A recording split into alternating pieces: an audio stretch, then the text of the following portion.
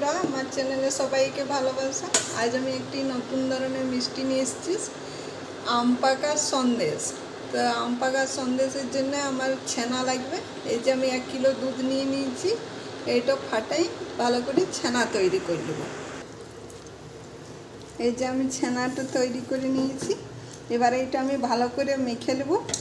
মলাম করে আমি মেখে নিই। 10-15 মিনিট ভালো করে মাখতে হবে। এই যে এইভাবে আমি মেখে নিই ভালো করে, তারপর তোমাদেরকে দেখাচ্ছি।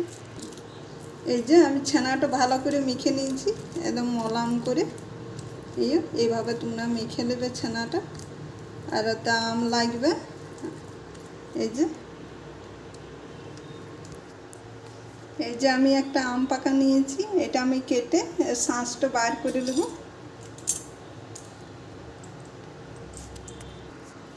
এই যে আমি আমের শাঁসগুলো বার করে নেব। এইভাবে শাঁসগুলো আমি বার করে নিয়েছি। এতে আমি 50 গ্রাম চিনি দেব, দিয়ে ভালো করে পেস্ট করে নেব। আমটা আমি পেস্ট করে নিয়েছি ভালো করে। এই যে কড়াইটা গরম হয়ে গেছে, এবার আমি আমের শাঁসটা দিয়ে দেবো, দিয়ে ভালো করে একটু নাড়বো।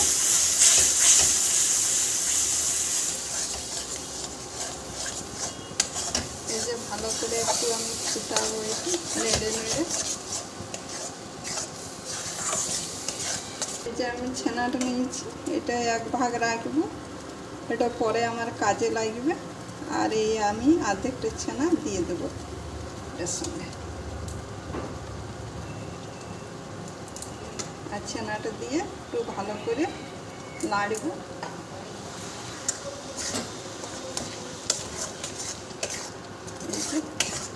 ভালোভাবে নেড়ে একটু শক্ত মতো ডো তৈরি করব। চিনি আমার আর দেওয়ার দরকার নেই, আমের সঙ্গে আমি চিনি দিয়ে দিচ্ছি। যে যেমন তোমরা মিষ্টি খাবে সেই হিসাবে চিনি দিবে। মিষ্টি খেলে একটু চিনি দিও, না খেলে চিনি না দিলেও হবে। যেভাবে হয়ে গেছে আমার, এক জায়গাতে যেমন জড়ো হয়ে যায়, দিয়ে এবারে আমি এটাকে ঠান্ডা করে নেব। যে আমার ছানা যে আমি তৈরি করেছিলাম ডোটা, একটু ঠান্ডা হয়ে গেছে। এবার আমি এতে একটু কাঁচা ছানা দিয়ে দেবো, যেহেতু মাখা মিষ্টি, ওই জন্য আমি একটু কাঁচা ছানা দিয়ে দিলাম। আর এটা আমি ভালো করে একটু মেখে নেব।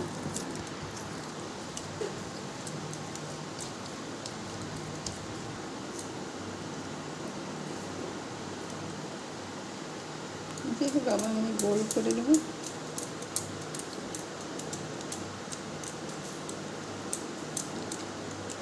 এতে আমি পাউডার দুধ নিয়েছি একটু, এটাতে আমি মাখাবো।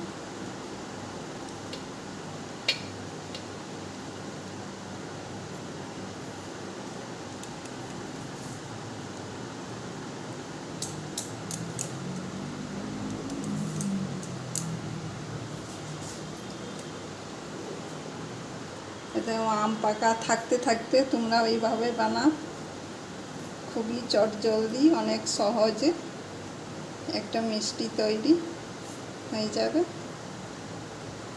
ছোট বড় সবাইকে ভালো লাগবে।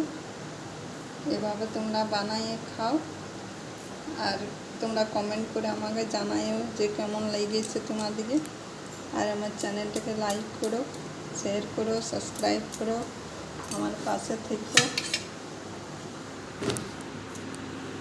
এই যে এইভাবে আমি সবগুলো তৈরি করে নেব।